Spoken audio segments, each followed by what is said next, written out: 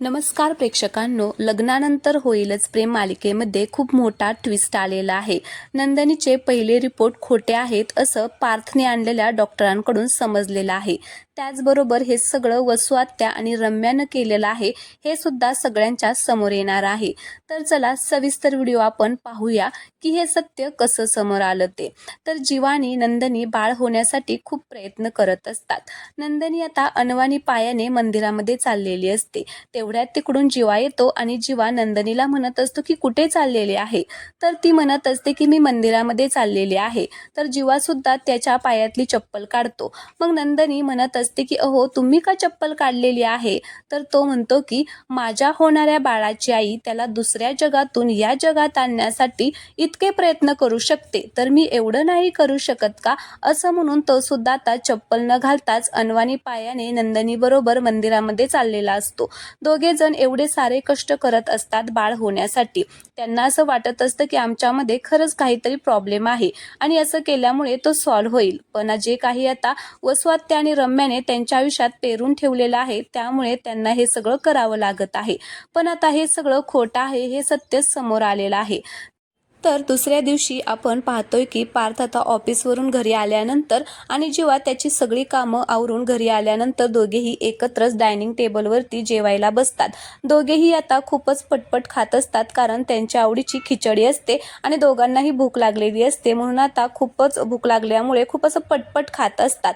काहीच विचार करत नाहीत की ठसका वगैरे लागेल म्हणून. पण आता नंदिनी आणि काव्य मात्र पाठीमागून त्यांची मज्जा बघत असतात. तेवढ्यातच तिकडून आता मानिनी येते आणि मग मानिनी नंदिनीला विचारते काय चाललंय. तर नंदिनी तिला खुणवते आणि म्हणते की हे बघा. तर मानिनी आता बघत असते त्या दोघांकडे आणि म्हणते की अरे काय चाललंय, इतकं काय वसावसा करून खाताय, एवढी भूक लागली का, काय कामं करून आलेला आहात जेवायला. तर आता जीवाच्या तोंडामध्ये घास असल्यामुळे त्याला काही बोलताच येत नाही. म्हणून आता तो नुसतं असं आता बोलत असतो. तर मग मानिनी पार्थला विचारते. तर पार्थ सुद्धा आता तसंच करतो. दोघांनाही काहीच बोलता येत नाही. दोघेही आता एकमेकांकडे बघून आता फक्त एक पटपट खात असतात. तर मानिनी आता पार्थला म्हणत असते की काय रे, काव्य घेऊन आली होती ना तुला डब्बा ऑफिसमध्ये. तर तो म्हणतो की हो आली होती, पण या जीवालाही ते खाताना बघितलं आणि मला सुद्धा भूक लागली आणि मला ही खिचडी खूपच आवडते. असं म्हटल्याबरोबर सगळेच आता हसायला लागतात. त्यावेळेस नंदिनी म्हणत असते की देशमुखांच्या मुलांना काय आवडेल ना ते सांगता येत नाही. तर मानिनी म्हणत असते की अगदी अगदी बरोबर आहे, असेच आहेत. तर काव्य सुद्धा आता हसत असते. त्यावेळेस जीवा म्हणतो की अरे असं कसं, मला तू आवडतेस ना, सांगता येतंय की मला, बघ बरं. तर नंदिनी म्हणत असते की अहो काय तुमचं, तुम्ही पण ना सगळ्यांसमोर काहीही बोलता. असं म्हणून सगळेच जण हसतात. इकडे आता नंदिनी म्हणत असते की पण आपण सगळे कशाची वाट बघतोय. तर पार्थ म्हणत असतो की सरप्राईज, तुम्हा सगळ्यांसाठी सरप्राईज आहे आणि ते सरप्राईज एवढं सुंदर असणार आहे ना, स्पेशली जीवा आणि नंदिनी ते तुमच्यासाठी असणार आहे. त्यावेळेस काव्या म्हणते की आपण कशाची मग एवढी वाट बघतोय, कधी येणार आहे तुमचं सरप्राईज. तर इकडे मानिनी म्हणत असते की अगं तुमचं सरप्राईज एक वेळेस येईल, पण आमचे हे काही वेळेवर येणार नाहीत. मगाशी मी विक्रमला फोनवरती असं म्हणाले की तुम्ही एक काम करा, तुम्ही जिथे आहात ना तिथेच राहा. डायरेक्ट पार्थ आणि काव्याला जेव्हा बाळ होईल ना तेव्हा त्या बाळाला भेटायला या. असं म्हणतात सगळेजण हसायला लागतात. तर पार्थ म्हणतो की काय, कुठे आहेत आमचे वडील. तर आता मानिनी म्हणत असते की अरे नागपूरला मीटिंगला म्हणून गेले होते, तर तिथून मित्र मिळून ताडोबाला गेलेले आहेत. आता एवढ्या उन्हामध्ये कशाला जायचं ताडोबाला, आता तुम्हीच सांगा बरं. तर लगेच जीवा म्हणत असतो की हा एकदम बरोबर आहे, घरामध्ये वाघीण असताना कशाला वाघ बघायला जायचं तिकडे ताडोबाला. आता मानिनी खूपच त्याच्यावरती चिडते, म्हणजे चेष्टेने चिडते आणि त्याला मारते. मग काय, आता तुला काय बोलायचं कळतं का नाही, आई आहे मी तुमची, असं आईची कोण मस्करी करतं. असं आता ती त्या दोघांना म्हणत असते. तेवढ्यातच आता पार्थला फोन येतो. मग आता तो फोन उचलतो. तर आता जे काही त्याने सरप्राईज आणलेलं असतं ते आता बाहेर आलेलं असतं. म्हणून आता तो म्हणत असतो की ठीक ठीक आहे, चला आता बाहेर सरप्राईज आलेला आहे, मी घरामध्ये त्यांना बोलवतो. आता सगळेजण खुश होतात. पार्थने तर त्याच्या पार्थने आता सरप्राईज म्हणून त्याच्या ओळखीचे चांगल्यातले चांगले डॉक्टर आणलेले असतात, म्हणजे डॉक्टर लेडी असते, तिला तो घेऊन आलेला असतो नंदिनीसाठी. नंदिनी त्यांना तिचे पहिले रिपोर्ट दाखवते आणि मग रिपोर्ट पाहिल्यानंतर डॉक्टरांना थोडासा धक्काच बसतो आणि डॉक्टर पार्थला म्हणत असतात की पार्थ देशमुख, तुम्ही काय म्हणत होता की रिपोर्टमध्ये काहीतरी प्रॉब्लेम आहे आणि ती आई होणार नाही, पण हे सगळं चुकीचं आहे, असं काहीच नाहीये, हे रिपोर्टच एकदम चुकीचे आहेत. आता असं म्हटल्याबरोबर घरातील सगळ्यांना धक्का बसतो. तर डॉक्टर म्हणत असतात की मी तुमचे रिपोर्ट पाहिलेत आधीचे, तुमच्या बाबतीत खूप मोठी फसवणूक झालेली आहे. मग जीवा म्हणत असतो की डॉक्टर, तुम्हाला नक्की काय म्हणायचं आहे, आम्हाला काहीच कळत नाहीये, तुम्ही काय बोलत आहात ना ते आम्हाला सविस्तर सांगा. तर डॉक्टर म्हणत असतात की तुम्ही आधी शांत व्हा, टेन्शन अजिबात घेऊ नका, हा ना फॉल्स रिपोर्ट होता, म्हणजे हा रिपोर्ट चुकीचा होता, हे अजिबात बरोबर नाहीये, नंदिनी आई होऊ शकते. आता असं म्हटल्याबरोबर घरातील सगळ्यांना धक्का बसतो, म्हणजे इतक्या दिवस त्यांना एवढा त्रास झाला ते सगळं या खोट्या रिपोर्टमुळे झालं.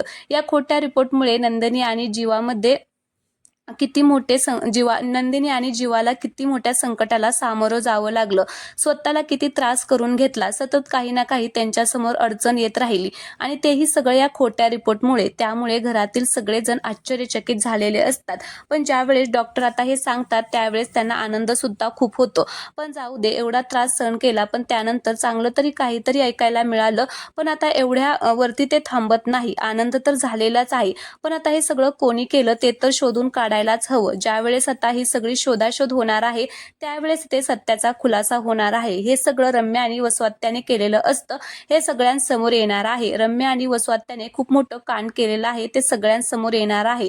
पण त्याच्यामध्ये सुद्धा आता हे सगळं वसवात्यावरतीच रम्या आणणार आहे, रम्या अडकवणार आहे ते वसवात्यालाच, कारण आता सगळ्याची तिला सिंपत्ती मिळवायची आहे, अजूनही सगळ्यांचा विश्वास मिळवायचा आहे. त्यामुळे ती हे सगळं आता वसवात्यावर ढकलवते.